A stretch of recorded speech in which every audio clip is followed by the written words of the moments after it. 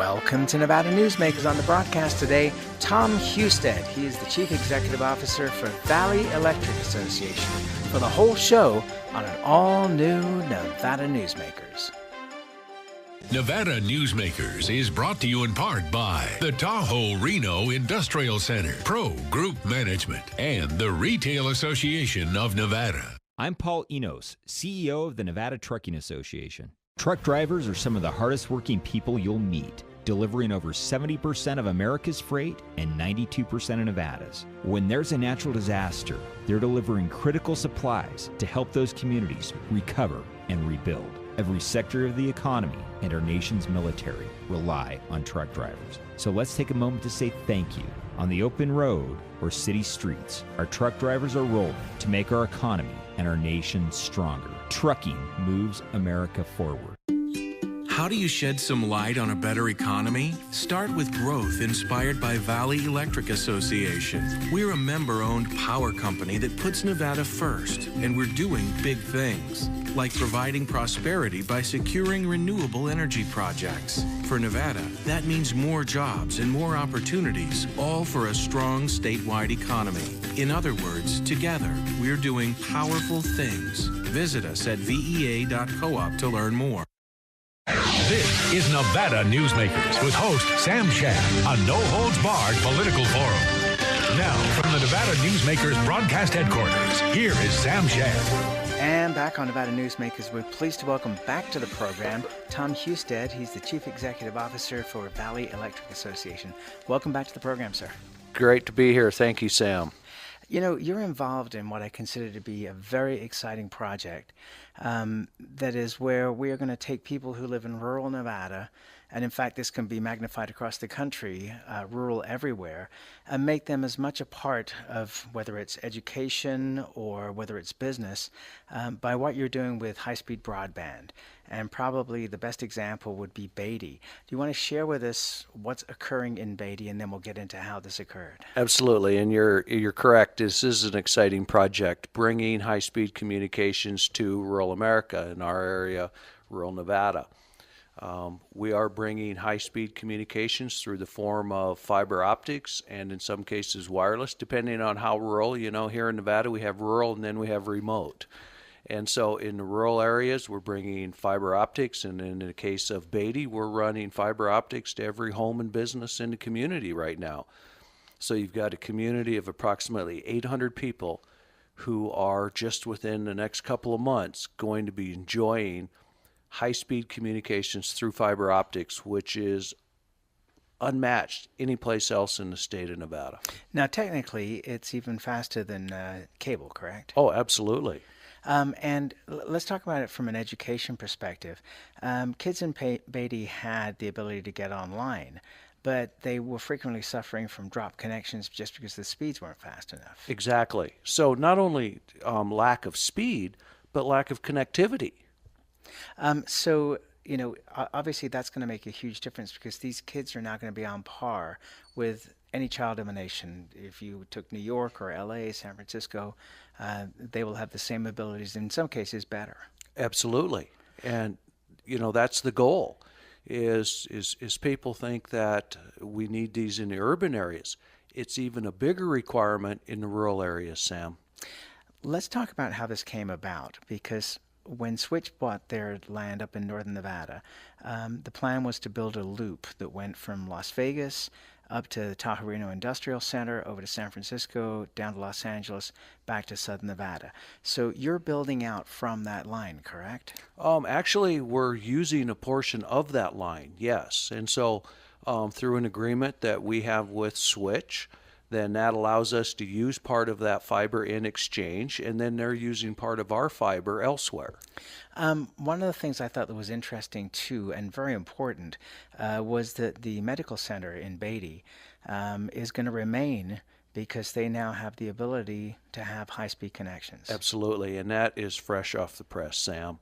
In fact, we received a call on Monday that if they did not receive high-speed communications within days, they were going to have to lay people off.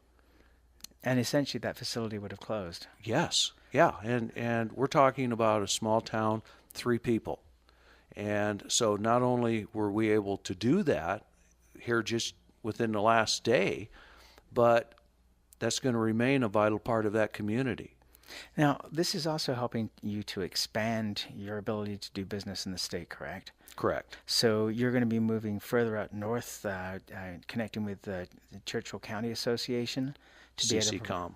to be able to provide services. How far will you be able to get into the Reno area and be able to be competitive there as well? You know, our collective goal is to light up rural Nevada, and so that's from border to border to border to border. We have a need, and that need is for communications. And we also strongly believe that by doing this, we're building another leg on the economic stool for the state of Nevada. We can tout something that nobody else has, and that is a communications infrastructure that is second to none. You stop and think about what our communications needs were 10 years ago, 5 years ago. Well, where are they going to be 5 years from now into the future, or 10 years? And if we don't do it now, when are we going to do it, and who's going to do it? So we have the will, the desire, the know-how to be able to put this infrastructure in. And so, like good soldiers for the state of Nevada, we're going to march forward and conquer these obstacles and get this job done. We have to. It's interesting you say that, because in part of your information, you talk about how this is a cooperative that's been around for over 50 years, and that getting electricity out to rural Nevada was a huge challenge, and it's something that you guys live with on a daily basis. So this is almost small potatoes for you. It is. It's really running parallel to our original roots. As far as economic development, this is going to allow these smaller communities in rural Nevada to really be able to move into the future in a stronger way as anybody else. I mean, if you look at the Bay Area right now with the cost of housing and with these awful fires in Northern California where replacement costs are going to be through the roof, more and more companies are going to want to move out of that high-cost environment. Rural Nevada is a great place to be, but it didn't have the broadband until now. So what do you envision as far as economic development along this route? You know, we see a lot of potential for economic development in these communities and in the state of Nevada as we continue to put in the infrastructure. And give you another aspect of this. Obviously, it's going to be great for education. It's going to be great for the e-commerce and the businesses that are there now. But what about what happens with economic development if we don't? And that's another aspect that a lot of people don't look at. So the state of Nevada, the counties, the municipalities, the utilities, etc., all these businesses have billions of dollars invested into these communities and the infrastructure. Who's going to live out there if they don't have adequate communications? Well, what that means is that we're putting our children at risk. We're giving them substandard educational opportunities. We're putting health care at risk because there's not adequate health care. So if we don't do this, what we're going to see is a degradation of the rural economy in the state. That puts even more burden on the urban people that have to pay those taxes in order to make that up. So, yeah, it's huge for the potential, but just remaining at status quo is winning. Well, one of the other things that you could look at in terms of economic development is telemedicine, for example, Yep. where a company can do whatever they want out in the middle of nowhere where land costs are so inexpensive, but have state-of-the-art facilities. Yes. Yep. So you've got a lower cost of living. Some people would consider that you have a better way of living. You've got an opportunity for infrastructure, whether it be on the energy side or whether it be on the communication side, that is far superior. And so then can you offer your prospective employees an opportunity to develop and advance in those particular areas? We believe you do. I think it's a very exciting time to be in this country, but in Nevada in particular. Let's take a break. More with Tom Husted from Valley Electric when we come back. Sully Sports Bar inside the Tamarack Junction is South Reno's headquarters for locals to watch all your favorite sports. And now you can enjoy your favorite team on our brand new high-def TVs featuring the Papa, the big daddy of them all. It's our giant 17-foot big screen TV wall. And we have two 79-inch high-def TVs, 12 65-inch high-def TVs, including 2 party booths for your own private party, and 6 high-def private booth TVs. Bring in your own headphones and listen to your favorite game right from your own seat. First, make your bets in our William Hill Sportsbook, then enjoy your favorite cold beer, libations, burgers, wings, pizza, and our signature build-your-own Bloody Mary bar. Then settle in and download our app and listen to any game being shown in Sully's Sports Bar. Catch your favorite team on our new high-def big screen TVs. Sully Sports Bar is the only place to watch your favorite sports all year long. The Tamarack Junction, just north of the Summit Mall in South Virginia. It's Tamarack Junction, your junction for fun. St. Ives Florist, for every holiday and every special occasion. For romance. Custom home design. We have the largest selection of fresh flowers in northern Nevada. And we also offer a large selection of unique gift items. Come see me, Lori Ann, at St. Ives Florist, 700 South Wells Avenue, or call me at 333-9190. This is Nevada NewsMakers. And back on Nevada NewsMakers, we continue our conversation with Tom Husted. He's the CEO of Valley Electric Association. You run the facility at Creech Air Force Base, correct, still? Yes, we own the facilities. And you're at the Nevada National Security Site. Yes, sir. And will any of this broadband affect what's happening at the test site, the former test site? If you can't talk about it, I'm not at liberty to talk about that. But obviously, anything that the association does that benefits our members benefits all members. Okay, How's that? I get that. Recently, you sold 160 miles of transmission lines in Clark and Nye counties, and you're rebating that money back to customers and businesses, correct? There is monies coming back to them. It's not a rebate. Through the sale, there's 2 checks going back to them. One is a premium check, and another is a retirement of patronage capital, which is capital credits because we are a member-owned cooperative association. Okay, and there's another deal coming through on behind this first one, correct? That is correct. And it was interesting because the company that purchased the lines is an affiliate of Blackstone Group, who also own the Cosmopolitan Hotel in Las Vegas. Right, and it's one amazing of the the largest different businesses homeowners in the state. Really? Yes. That I was not aware of. Second largest homeowner in the United States, if I'm correct. So they came in during the recession, I'm presuming, then, and purchased a lot of property? I can't comment on Oh, that. okay. All right.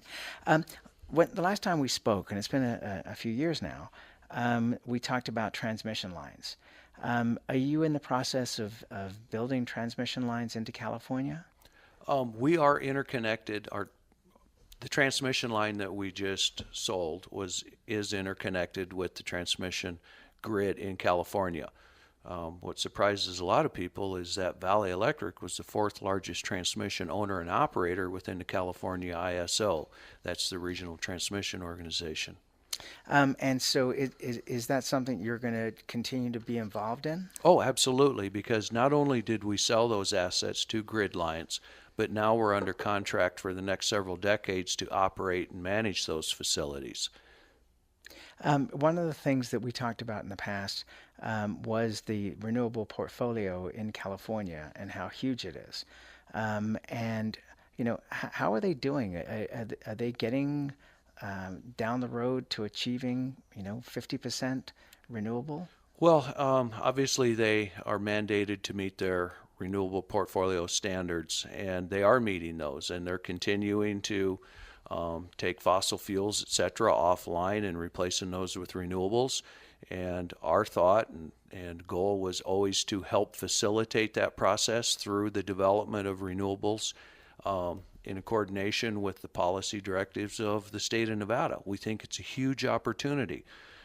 Recently, Governor Sandoval said it's the goal. We should be making Nevada the Saudi Arabia of renewable energy. And, that's something that we've believed in for a long time, is that great economic development opportunity. And this line plays a key role in that, is that the facilities that Valley had and sold can be expanded to accommodate additional renewable growth in the state and then transport to California. One of the things that you said in the past that you didn't think was being exploited as much as it should be was geothermal. Are we doing better with that? We'll see as we come out of the recession. One of the things that changes renewable potential is just simply today is the cost of solar. Solar is extremely low right now, whether it be on a rooftop or whether it be on a larger scale development.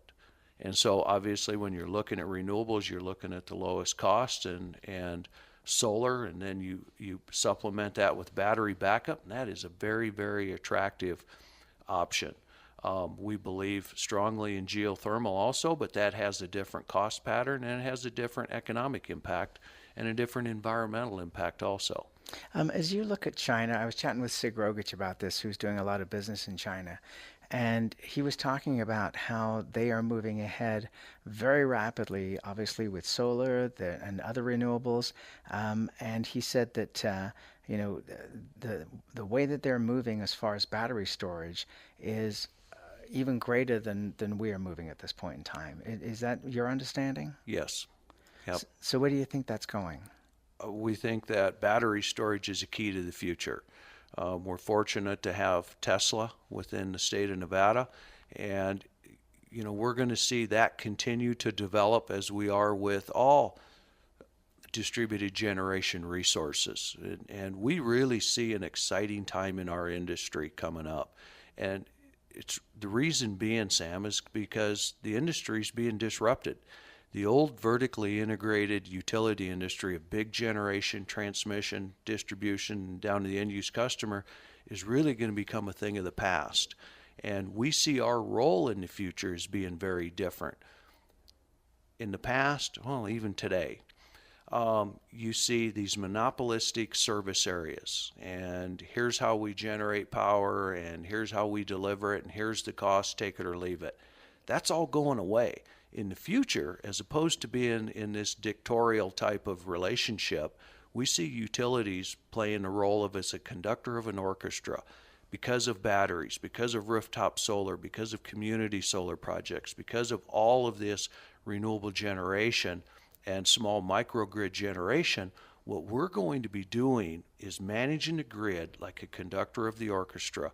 Sam, you may be buying power from me at this hour, but selling power to me the next hour, all because of how your home, your life, your facilities interact with the grid and the utility. That's really exciting. Battery is a huge part of that. We're going to see more and more electric cars on the highways. At times when that battery's full, but it's plugged into the home, that's also an energy source. So as Tesla and others increase the sophistication of the batteries, we're going to see that have a huge impact and continue to cause disruption within our industry. We thrive on disruption. Okay, let's take a break. More with Tom Husted when we come back. Nevada NewsMakers is brought to you in part by the Tahoe Reno Industrial Center, Pro Group Management, and the Retail Association of Nevada. Hi, my name's Marilyn Miner, and I'm sure you'd agree that Nevada's a very special place to live. I was born here, and my husband and I have raised our family here. I feel it's a privilege to live and work in the Truckee Meadows. I especially enjoy helping my clients reach their real estate goals. Sometimes the smallest details provide the greatest satisfaction. I'd be complimented to talk to you about your next move. Call Marilyn Miner at Dixon Realty, 742-1280, or log on to marilynminer.com. The signs and symptoms of cataracts can start out small with subtle changes in your vision. So don't wait. Be proactive and take your vision into your own hands. If you're experiencing the onset of cataracts or just have questions, contact your eye care professional or call Eye Care Associates of Nevada today. Dr. Hiss has years of experience specializing in the surgical correction of eye disorders and has completed over 84,000 vision correcting procedures. At Eye Care Associates of Nevada, we'll change the way you look at the world. And now, back to Nevada Newsmakers with Sam Shad. And back on Nevada Newsmakers, we continue our conversation with Tom Husted. He's the CEO of Valley Electric Association. You know, one of the things that we have right now is the provider of last resort in the state of Nevada and in every other state. Where do you see that going? Is that going to end up being the responsibility of the state? Who is that going to be the responsibility of? If we end up with energy choice in the state of Nevada, and I should say that Valley Electric was the only utility that supported energy choice, even prior to the election. We believe that the consumer of tomorrow, consumer really of today, wants choice. You know, we see that with Uber and Lyft, we see that in music, etc., and all across our lives. And so as we move down the road towards energy choice, where, Sam, you could call up and pick a provider, obviously when you look at other states that have went through this, there's a process, there's rules that have to be followed that are established. And responsible energy providers then are listed out to the end-use consumer. And yes, you can have within that confined, you can have energy or providers of last resort. And these are the default utilities. Valley Electric has stated to a task force of the Governor's Energy Choice Committee that we would be glad to be a provider of last resort. Can that be a position in which you apply for and are granted? You know, they're still making the rules and regulations for how that might play out in the state of Nevada if such a time comes. And so there's a number of ways in which that can be done, and that would allow those that, you know, need help or don't know how to pick a provider to just default into that company. But that company's going to have to be set up through the rules and regulations and the laws that would be established, a certain parameter of requirements that they would have to meet in order to take care of those consumers. So we see it as not a big deal. And it's going to be interesting to see what the PUC looks like, say, 10 years from now. Absolutely. And you know, not only from the aspect of energy choice, but just from the aspect of all the other energy sources that are out there. And that's where we have to leave it.